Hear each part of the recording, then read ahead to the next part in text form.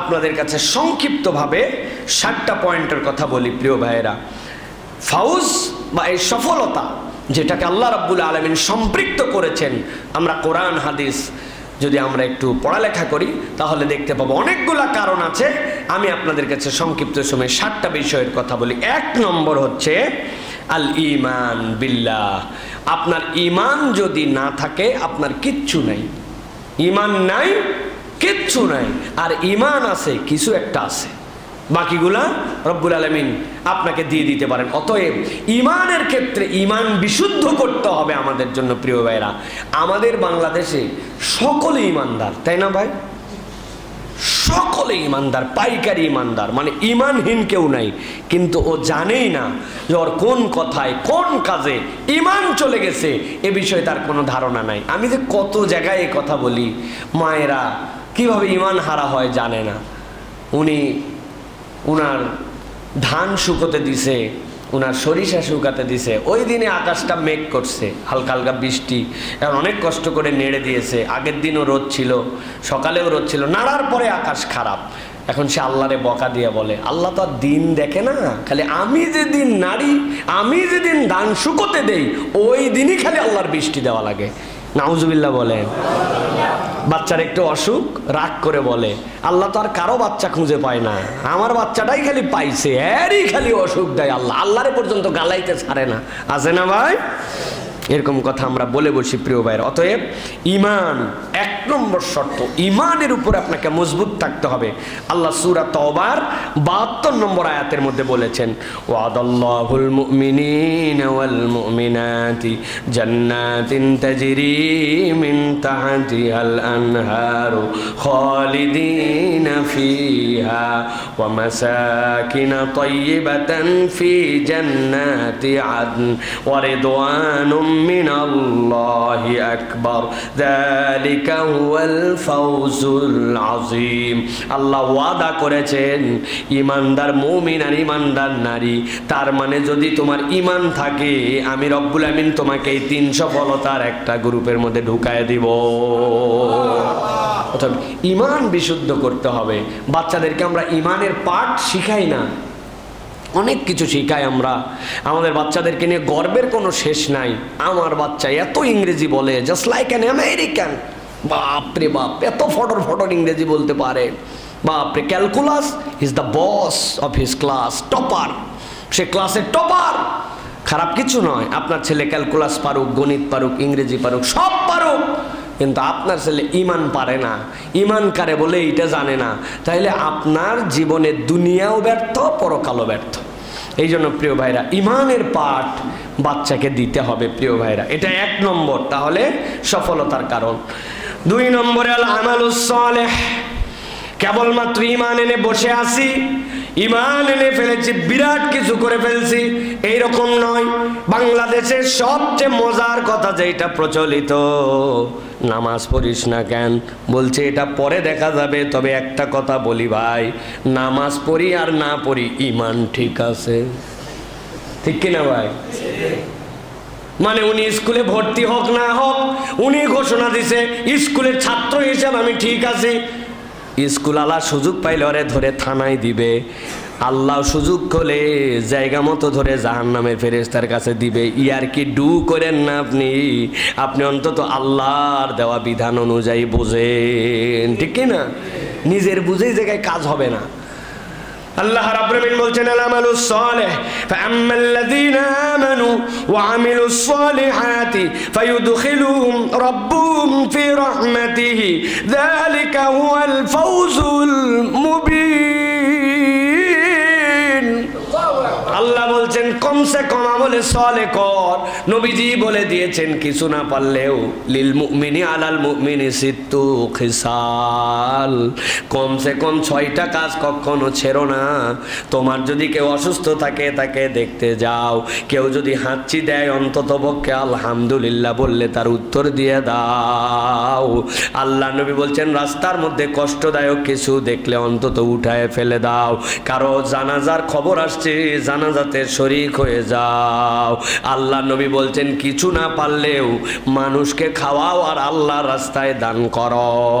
আল্লাহ রব্বুল আলামিন অন্তত পক্ষে কিছু আমলে সলেহ হিসাবে কবুল করে নিবেন।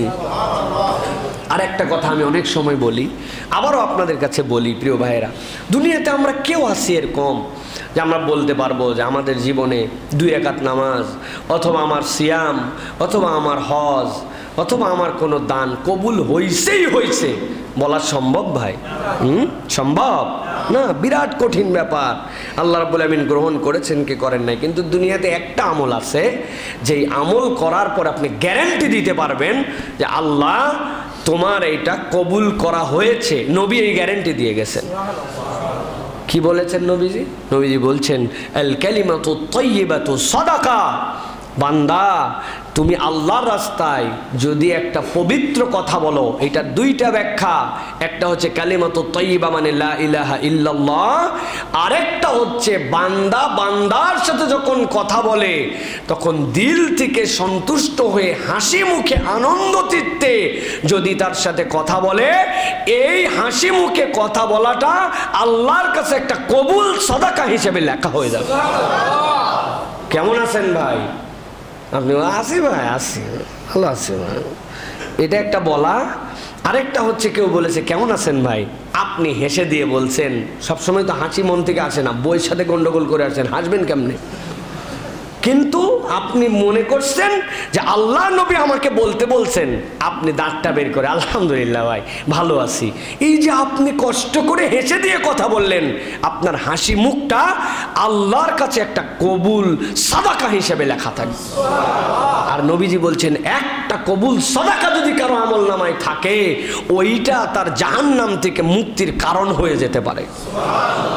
আল্লাহ নাজাত দেওয়ার ওসিলা খুঁজে ওইটাকে গ্রহণ করে নিতে পারেন।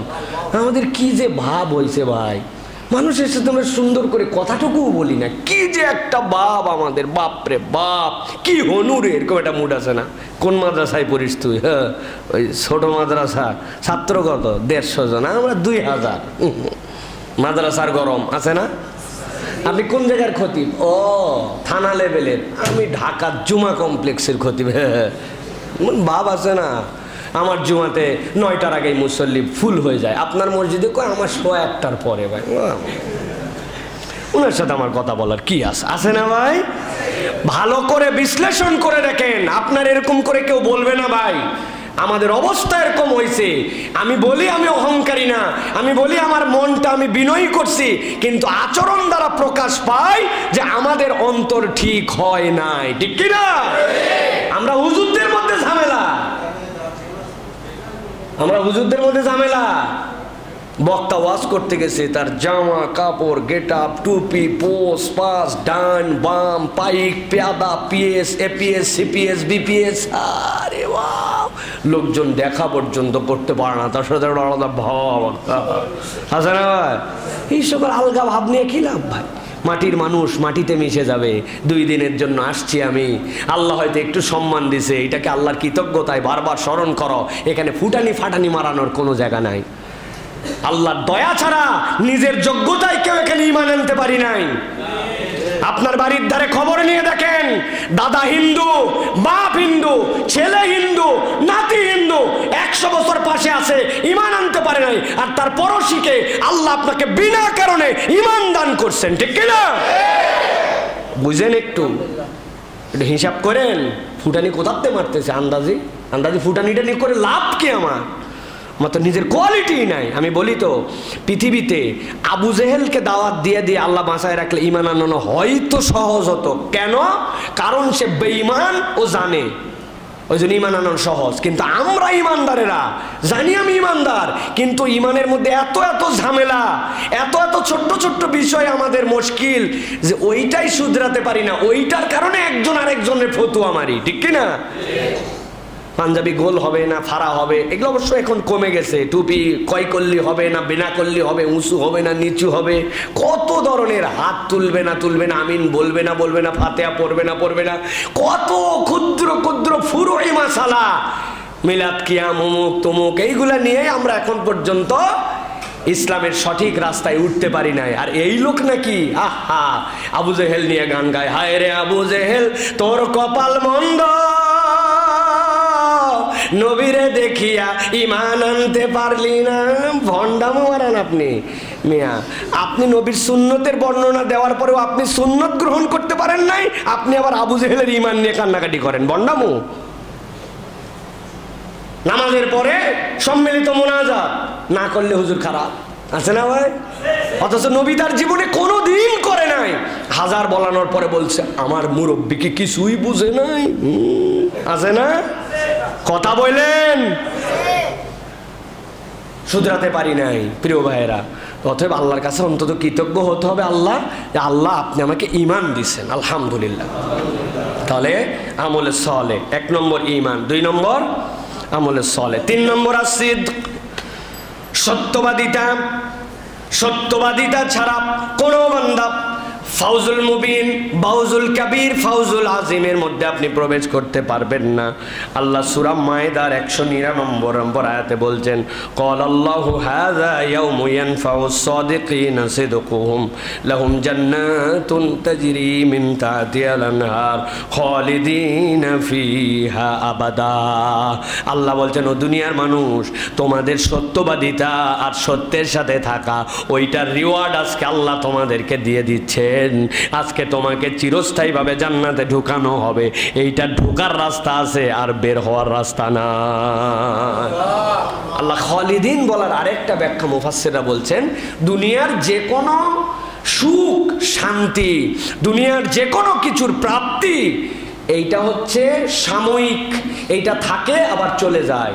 আজকে আমার যে দাপট দিয়ে কথা বলতেছি, জানি না আর কতদিন এরকম করে হুঙ্কার মুঙ্কার দিয়ে কথা বলতে পারবো, কেননা আমার আব্বাও 40 বছর ওয়াজ করছেন উত্তরবঙ্গে, তার থেকে নামি দামি কোনো বক্তাই ছিল না, কিন্তু আজকে তিনি ক্লান্ত হয়ে গেছে, আজকে তার এই জবানের শক্তি নাই। সুম্মা রাদাদনাহু আসফালা সাফিলিন, আমিও একদিন ওরকম হব, যেই মুরব্বী এখন দাঁত দিয়ে চিবাতে পারতেছে না, হাড্ডি একটা সুন্দর খাবার দিলেও বলে বাবা আমার সাথে কি ইয়ারকি মারতেছো বাবা, আমার বয়স কত হয়েছে, হাড্ডি দিচ্ছে, খুব মজার হাড্ডি, চিবায় দেখেন, মুরব্বীর দাঁত নাই, মারি চিবাতে পারবে ভাই? কিন্তু আজকে আমার দাঁতটুকু আছে, আজকে আমার যা আছে এর পরের দিন সেইটা নাই। তার মানে দুনিয়ার কোনো কিছু স্টেবিলিটি নাই। আমি আরো বড় করে উদাহরণ দিলে যদি বলি, একজন ঢাকাতে ক্রিকেট খেলা দেখবে, এলাকার থেকে বলছে দোস্ত তুই আমার জন্য একটা টিকিট করার ব্যবস্থা কর। ওই বলছে দোস্ত টিকিটের যে চাহিদা সব ব্ল্যাক। বলছে ঢাকায় থাকিস তুই, কিসের ঘোড়ার ডিম ঢাকায় থাকিস, তোর যদি দাপটই থাকে একটা টিকিট ম্যানেজ কর। তোমার প্রেস্টিজের মধ্যে লাগছে, ও একটা টিকিট নিয়ে খবর দিছে যে ভাই 500 টাকার টিকিট 2000 টাকা চাই, বলে নিয়ে ফেলা, কোনো ব্যাপার না। আব্বা যখন বাড়িতে থাকবে না তখন 2 মণ ধান সাইড করলেই টাকা বাড়ায় যাবে। 2000 টাকার টিকিট নিয়ে ঢাকায় খেলা দেখতে আসছে, দুপুর 2টায় খেলা, সকাল 10টায় লাইন, ভিতরে ঢুকছে, এরপর আনন্দ ফুর্তি, 4 ছক্কা সব দেখছে, এরপরে ম্যাচ প্রেজেন্টেশন দেখছে, দেখে সেই জায়গায় ম্যান অফ দ্য ম্যাচ দেওয়া দেখছে, সব দেখা শেষ। এখন দোস্ত বলছে চল বাড়ায় যায়, বলছে বাড়াবো মানে 500 টাকার টিকিট 2000 টাকা দিয়ে কাটছি, বেটা খেলা দেখছি কেবল, আগামীকালকে খেলা দেখে তারপরে বাড়াবো। এবার বুঝে থাকলে বলেন তো ভাই, যে এই লোক যদি তেরামি করে আর যদি বলে আমার দেশ, হ্যাঁ আমার শহরের রাজধানী, আমার টিকিট, আমার দল, অতএব আমি ভাই আগামীকালকে খেলা দেখে পারবো, পুলিশ বলবে সোজা বাড়ালে বাড়া, না হলে একদম তেলতেলা করে বের করে দিবে, ঠিক কিনা ভাই? তার মানে আপনার দেশ, আপনার টিকিট, আপনার দল হওয়ার পরেও আপনার আনন্দটুকু স্থায়ী নয়। আল্লাহ বারবার এই কথা বলেছেন, খালিদিনা ফিহা আবাদা, তোমাকে বান্দা এমনি ঢুকানো হবে না, চিরস্থায়ী শান্তির জায়গায় ঢুকানো হবে, যেই শান্তি তোমার আর কখনো ফুরাবে না। সুবহানাল্লাহ, এগুলো বুঝেন একটু হৃদয় থেকে, আল্লাহ কি বুঝাতে চান আপনাকে, আল্লাহ এমনি এমনি বলেন নাই। 4 নম্বরে খাশিয়াতিল্লাহি ওয়া তাকওয়া, আপনি যদি এই 3 দলের অন্তর্ভুক্ত হতে চান, ঈমানের পরে আপনার আমলে সলে রাখবে, সততা লাগবে, এরপরে 4 নম্বর লাগবে আল্লাহকে ভয় এবং তাকওয়া। রব্বুল আমিন বলছেন, ওয়া মান ইউতিইল্লাহা ওয়া রাসূলাহু ওয়া ইয়াখশাল্লাহা ওয়া ইয়াত্তাকিহি ফাউলাইকা হুমুল ফাইজুন। সূরা নূরের 52 নম্বর আয়াতে আল্লাহ বলছেন, যে ব্যক্তি আল্লাহকে ভয় করে আর আল্লাহর দেওয়া বাউন্ডারি ওয়ালটা মেনে চলে, আল্লাহ যা নিষেধ করেছেন তার সাথে তার কোনো সম্পর্ক নাই।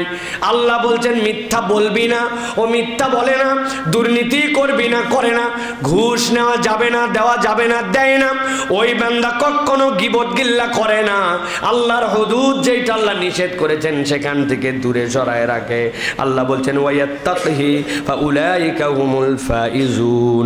আল্লাহকে ভয় করে আর তাকে অবলম্বন করলে আল্লাহ বলছেন আমি আল্লাহ বললাম সে সফল কাম। সুবহানাল্লাহ। আল্লাহ ভীতি এই জন্য আমাদের জন্য খুব বেশি দরকার প্রিয় ভাইরা। আল্লাহ ভীতি না থাকলে যা হয় এটা আমরা বিগত দিনে দেখেছি। কি ভাই? আহা, রামপাল বিদ্যুৎকে কি বলে, আদানি গ্রুপের সাথে আমাদের যে বিদ্যুতের চুক্তি হয়েছে, এই চুক্তি কোনো সুস্থ স্বাভাবিক বোধ সম্পন্ন পাগলও যদি আধা পাগল হয় তাও এই চুক্তি করবে না। কি রকম চুক্তি যারা করলো, অবশ্য এদের দোষ নাই, এরা সব পড়ালেখা করে নাই, তাই না ভাই? ওরা সব 5 ফেল, প্রাথমিক ফেল না ভাই, না? এরা সব পড়ালেখা করা শিক্ষিত, ওই লেভেলে যাওয়ার পরে কেন এই কাজ করতে পারলো? তার স্বার্থে, তাদের স্বার্থে, কিন্তু আল্লাহকে ওই জায়গায় ভয় করে নাই। রব্বুল আলামিনের খাসিয়াতের মধ্যে ছিল না, দুনিয়া তার মধ্যে ঢুকে গেছিল। এই জন্য যা ইচ্ছা তাই করা তাদের দ্বারা সম্ভব প্রিয় ভাইরা। এই জন্য বারবার বলা হয় যে আল্লাহর ভয় এর থেকে বড় বান্দার জীবনে সিকিউরিটির আর কোনো জায়গা নাই। এটাই সবচেয়ে বড় সিকিউরিটি। আমার পাসপোর্টের গল্প শুনছেন না আপনারা? পাসপোর্ট নেওয়ার জন্য গেছিলাম, ঘুরায়, পাসপোর্ট দেয় না, উপরে খালি ঘুরায়। আমি তো পকেটে পয়সাও নিয়ে গেছি, জানি এই জায়গায় 2 নম্বর হয়। অনেকক্ষণ পর আমাকে বলছে, হুজুর নিচে চলেন একটু।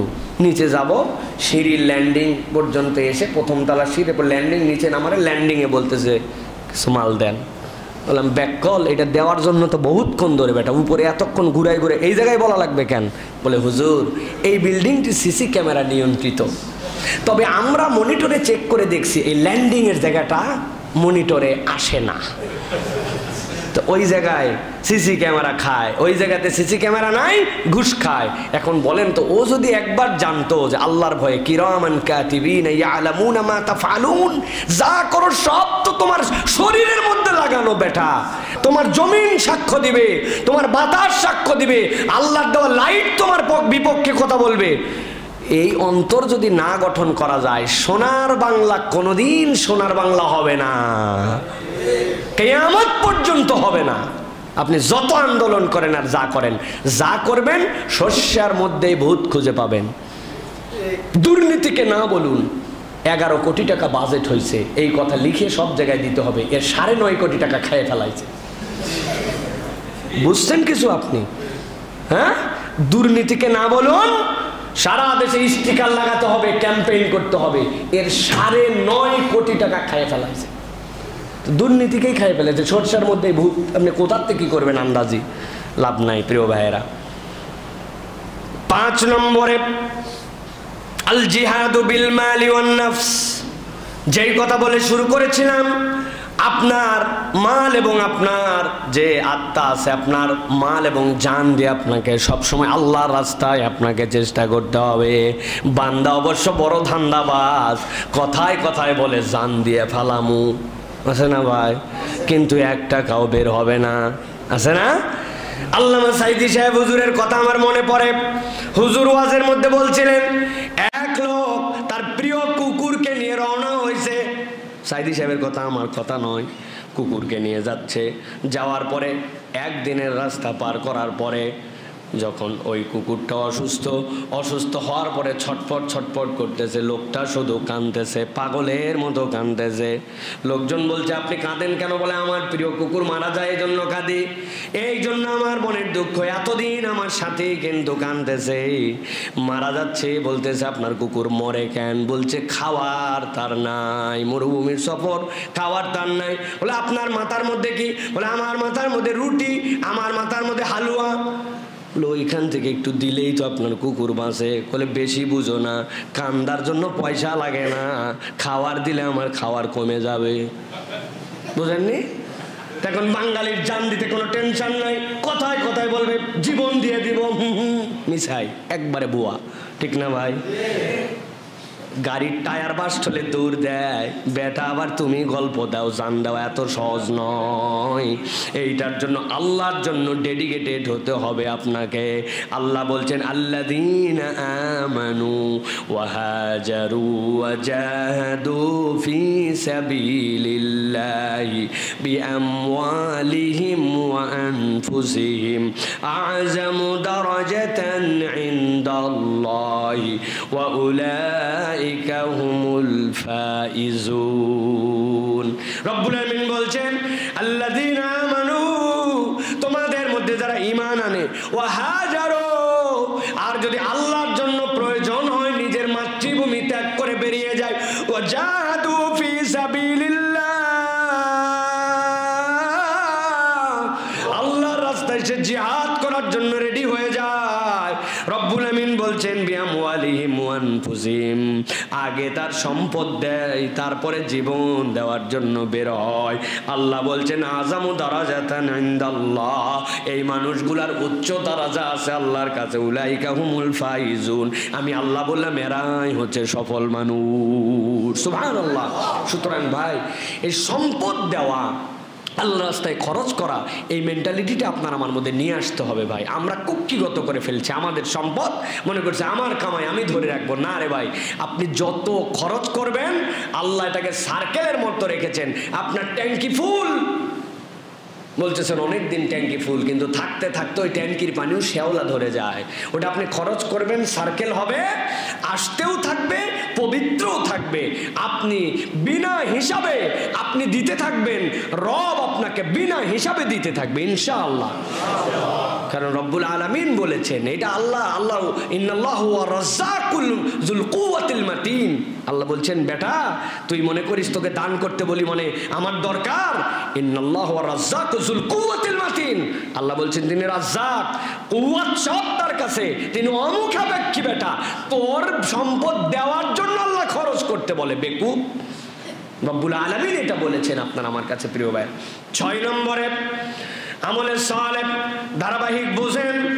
1 নম্বর বলেছি ঈমান, 2 নম্বর আমলে সালেহ, 3 নম্বর সিদক, 4 নম্বর খশিয়াতিল্লাহ, 5 নম্বর বলেছি আল জিহাদু বিল মালি ওয়ান নাফস, 6 নম্বর হচ্ছে আস-সবর। ওই 3 গ্রুপে ঢুকতে হলে আপনাকে সাবেরিনদের অন্তর্ভুক্ত হতে হবে। আল্লাহ বলছেন ইন্নী জাযাইতুহুমুল ইয়াউমা বিমা সাবারু আন্নাহুম হুমুল ফাইজুন। সূরা মুমিনের 111 নম্বর আয়াত। আল্লাহ রব্বুল আমিন বলছেন আমি রব বললাম তারা যে আল্লাহর বিধানের উপরে সবরকারী ছিল, বিপদে পড়ছে, টাকা ধার লাগবে, কিন্তু সুদের কারবারে জড়িত হয় নাই, ব্যবসাটা হয়েই যেত, একটু মিথ্যা বললে বান্দা মিথ্যা বলে নাই, 2 নম্বর করে নাই, দুনিয়ার মানুষটাকে ব্যাকডেটেড বলছে, মোল্লা মুন্সি বলে টিটকারি করছে, কিন্তু নবীর সুন্নাত ছেড়ে দেয় নাই, আল্লাহর দিকে তারপরে অটলবি চলছিল, লোভ দেখাইছে এ দিব ও দিব, যত লোভ আসুক না কেন, যারা আল্লাহর বিপক্ষে চলাচল করে তাদের সাথে সম্পর্ক রাখে নাই, বিপদকে মাথা পেতে নিয়ে আল্লাহর বিধানে সবর করেছে। আল্লাহ বলছেন ইন্নী জাযাইতুহুমুল ইয়াউমা বিমা সাবারু, কারো হাত দিয়ে নয়, ফেরেশতা দিয়ে নয়, আমি স্বয়ং আল্লাহ আজকের দিনে তাদের সবর করার প্রতিদান দান করব। কি দিব আল্লাহ বলেন নাই, জাযাইতুহুম, আমি দিব। 2টা আমলের ক্ষেত্রে আল্লাহ কথা বলেছেন।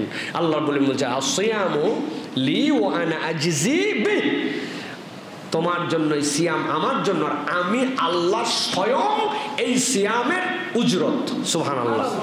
আল্লাহ বলেন নাই কি দিবেন, আর আল্লাহ বলছেন যে তোমরা যে সবর করেছিলে ইন্নী জাযাইতুহুম, আমি তাদেরকে এর বদলা দিব। আল্লাহ কি দিবেন আল্লাহই জানেন কেবল। সুবহানাল্লাহ। আল্লাহ গোপন করে রেখেছেন। সর্বশেষ 7 নম্বরে আল্লাহ এবং তার রাসূলের অনুসরণ করা এবং আল্লাহর সাথে ব্যবসার হিসাব ঠিক রাখা। আল্লাহ রাব্বুল আমিন বলতেছেন, ইন্নাল্লাহা আশতারা মিনাল মুমিনিনা আনফুসাহুম ওয়া আমওয়ালাহুম বিআন্না লাহুমুল জান্নাহ। ঠিক আল্লাহ একই রকম বলছেন, ওয়া মাইয়ুতিল্লাহা ওয়া রাসূলাহু ফাকাদ ফাযা ফাওজান আযীমা। সূরা হাজাবের 71 নম্বর আয়াত আল্লাহ বলছেন, আল্লাহ এবং তার রাসূলের অনুসরণ, এই যা যা বলা হলো ঈমানের ক্ষেত্রে, আমলে সালের ক্ষেত্রে, আল্লাহকে ভয় করার ক্ষেত্রে, আল জিহাদু বিল মালি ওয়ান নাফস, সবরের ক্ষেত্রে, সবগুলা আল্লাহর নির্দেশিত আর রাসূলের তরিকায় হওয়া লাগবে। অর্ডার আল্লাহর, তরিকা দেখানো পদ্ধতি কার? মুহাম্মদুর রাসূলুল্লাহ সাল্লাল্লাহু আলাইহি ওয়াসাল্লাম। সুন্নাত যদি আমার সাথে না থাকে তাহলে আল্লাহ রাব্বুল আলামিনের কাছে আমরা এই নিয়ামত পাবো না। আল্লাহ বলছেন এই 7 কোয়ালিটি যার মধ্যে থাকবে, ফাহুয়া ফি ঈশাতির রাদিয়া ফি জান্নাতিন আলিয়া কুতুফুহা দানিয়া কুলু ওয়াশরাবু হানিয়াম বিমা আসলাফতুম ফিল আইয়ামিল খালিয়া। আল্লাহ বলছেন কি লাগবে আল্লাহ সব দিবেন ওই দিন। সুবহানাল্লাহ। দুনিয়াতে যা যা মানুষ প্রত্যাশা করে আর যা যার ঘাটতি হয়, আল্লাহ বলছেন সবগুলো আমি আমার বান্দাকে দেওয়ার জন্য রেডি রেখেছি। সুবহানাল্লাহ বিহামদিহি। অতএব প্রিয় ভাইয়েরা, আমরা এইটা সবসময় হিসাবে রাখবো, লা ইয়াস্তাওয়ি আসহাবুন নারি ওয়া আসহাবুল জান্নাহ, আসহাবুল জান্নাতি হুমুল ফায়েজুন। জান্নাতি আর জাহান্নামী কখনো এক হতে পারে না। জান্নাতের অনুগামীরা আল্লাহর কাছে চূড়ান্ত সফল। দুনিয়াতে অমুক ব্যক্তি ঈমান নাই, মিলিয়ন টাকার মালিক, অনেক প্রভাব, অনেক প্রতিপত্তি, তাই না ভাই? বাঙালির কত টেনশন আমাদের, আহা অমুকে প্রেসিডেন্ট হলে ভালো হতো, তুমুকে হয়ে খারাপ হলো। আমরা কি চিন্তার মধ্যে আছি, কে ভালো হলে কে খারাপ হলে কোনটা কি হবে, চূড়ান্তটা জানেন আল্লাহ। তবে একটা জিনিস জেনে রাখবেন, আল কুফরু মিল্লাতুন ওয়াহিদা। দুনিয়ার সব কাফের মুশরিক একই মিল্লাতের, ওদের দ্বারা ইসলামের কখনো প্রপার ভালো হবে না, ঠিক না? ইসলামের কোনো কল্যাণ তাদের কাছ থেকে আমরা আশা করতে পারি না প্রিয় ভাইরা।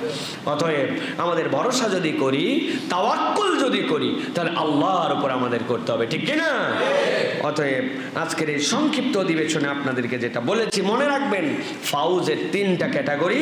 এই 3 ক্যাটাগরির কোনো একটাই আমার নাম আনতে হলে 7টা আমলের উপর আমাদেরকে ইস্তেকামত থাকতে হবে। আল্লাহ যেন আমাদেরকে ফাউজুল মুবিন, কবির, আজিম কোনো একটা গ্রুপের মধ্যে যেন আল্লাহ কবুল করে।